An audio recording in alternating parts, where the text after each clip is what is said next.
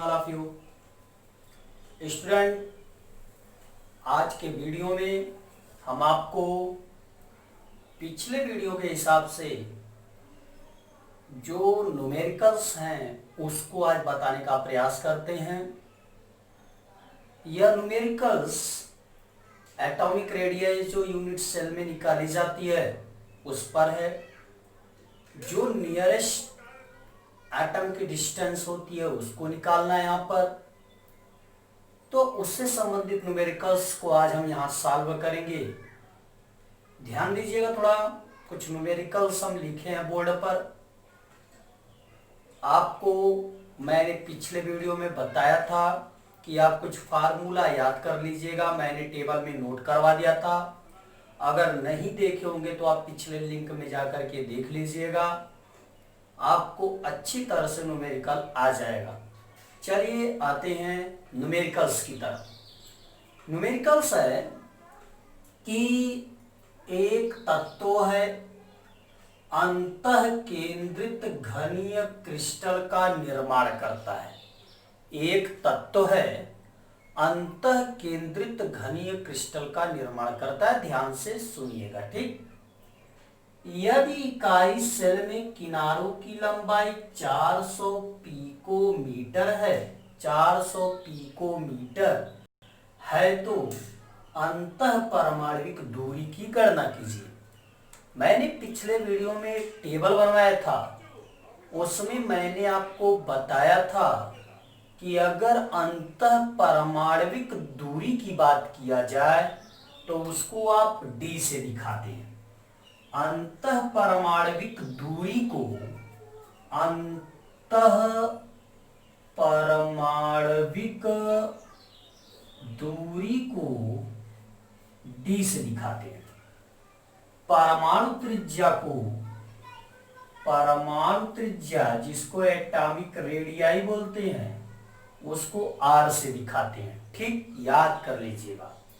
तथा जो ए होता है वह किनारों की लंबाई को प्रदर्शित करेगा, किनारों की लंबाई को।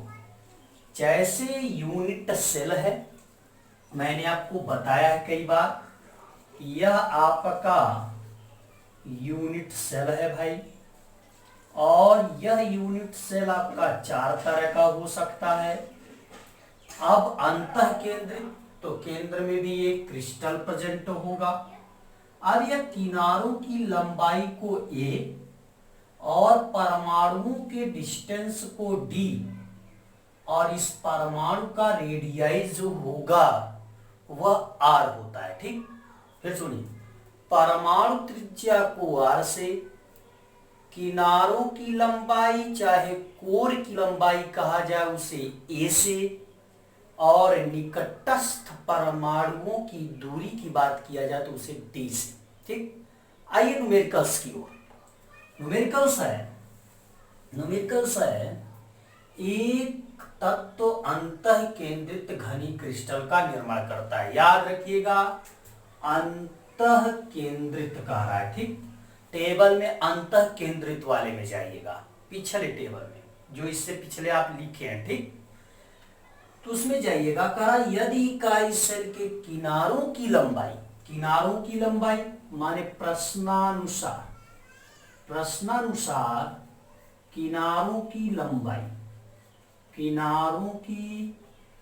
लंबाई को दिखाते हैं ए से। ए दिया है आपका 400 पिकोमीटर।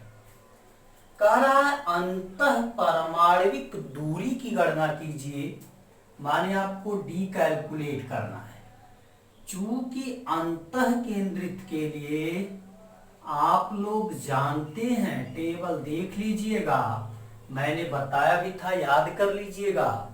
अंतः केंद्रित के लिए डी, देखिए मैंने दाहिने साइड में फार्मूला लिखा है। अंतः केंद्रित के लिए डी है √3/2 इंटू ए।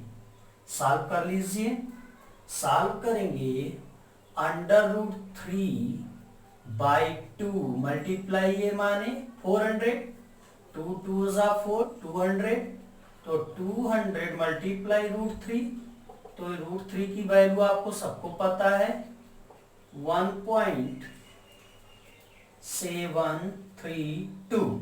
चलिए मल्टीप्लाई कर लीजिए, मल्टीप्लाई करेंगे 2 2 जा 4, 2 3 जा 6, 2 7 जा 14, 2 1 जा 2 और 1 3। तो चलिए 2 0 और 3 नंबर्स के बाद डेसिमल, 3 नंबर्स के बाद डेसिमल, आंसर आ गया 346.400 पिकोमीटर। यह आपका न्यूमेरिकल सॉल्व हो गया। ध्यान से सुनिएगा।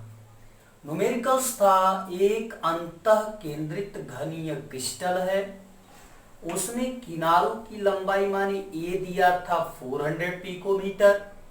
आपको निकालना था अंतः पारमाणविक डिस्टेंस डी का मैंने अंतः पारमाणविक के लिए डी बताया, आपको पिछले भी बता दिया होगा, पिछले वीडियो में बता दिया, आप भी बता दे रहे हैं कि डी की वैल्यू जो होती है √3/2 मल्टीप्लाई ए अंतः केंद्रित के लिए।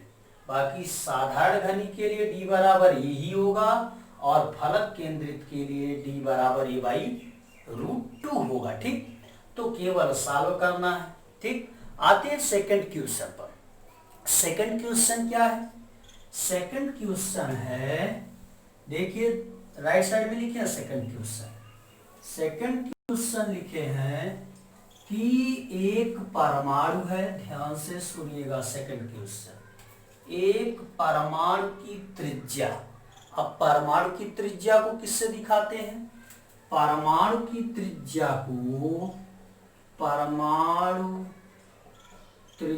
को दिखाते हैं आर से। कितना दिया है?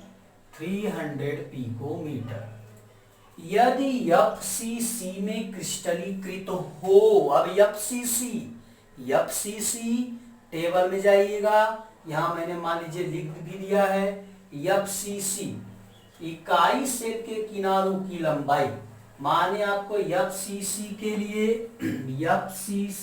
लिए A निकालना है और कह रहा निकटतम मध्य की दूरी माने वही D निकालना है FCC के लिए। चलिए पहले D निकाल लीजिए। चूंकि FCC के लिए D का फार्मूला मैंने बता रखा है a/√2, तो A तो आपको पता नहीं है।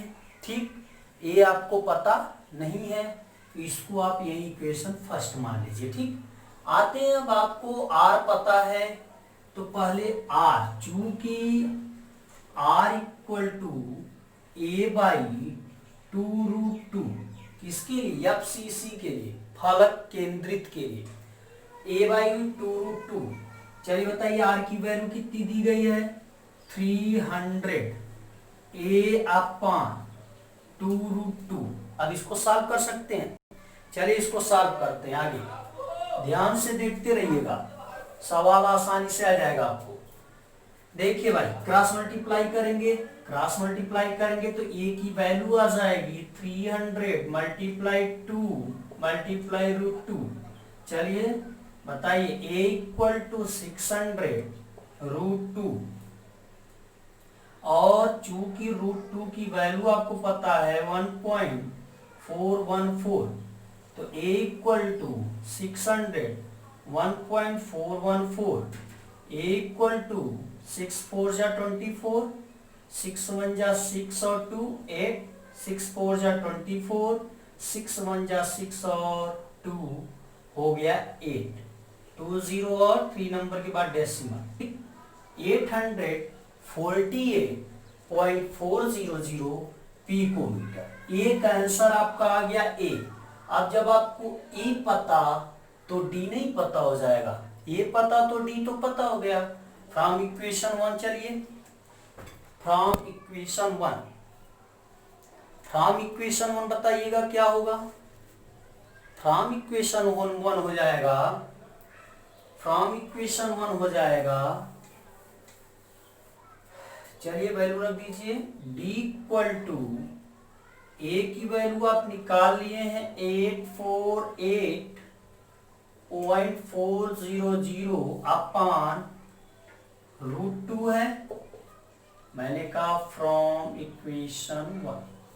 अब इससे आप सॉल्व कर देंगे तो आपको डी का आंसर आ जाएगा। ठीक, डी इक्वल टू 848,400,1.414। इसको आप सॉल्व कर लीजिएगा, उतना पिकोमीटर इसका आंसर आ जाएगा। आई बात समझ में? तो स्टूडेंट, इस तरह का न्यूमेरिकल आप आसानी से सॉल्व कर सकते हैं। आप बढ़िया से इसको समझ लीजिएगा, और भी न्यूमेरिकल्स होंगे लगा लीजिएगा, और नोट्स भी मैं दे दूंगा, आपको अच्छी तरह से समझ में आ जाएगा। धन्यवाद।